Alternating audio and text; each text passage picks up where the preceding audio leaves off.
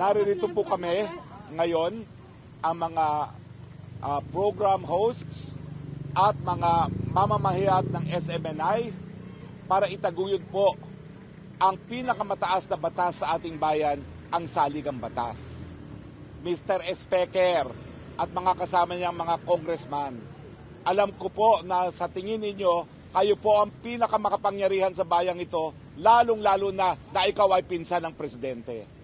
Pero bagamat kayo po ay tunay na mga pangyarihan, bagamat naisara niyo po ang aming istasyon, bagamat naapi niyo po kami panandalian, hindi po kayo ang pinakamataas na batas sa bayang ito. Ang tawag po sa pinakamataas na batas ay ang Saligang Batas.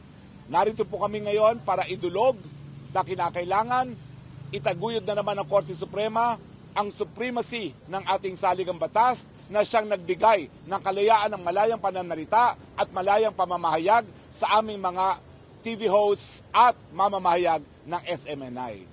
Hindi po nasa kamay ninyo, Mr. Speaker, ang mga kalayaan natin na ito.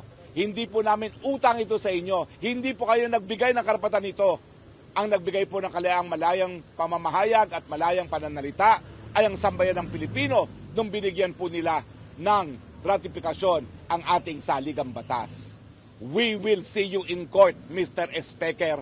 We will see you in court, National Telecommunications Commission. Hindi po kayo po pwedeng magharing uri at hindi po kayo umakto na para kayo ang mga Diyos na nagbibigay ng kalayaan sa mga mamamayan.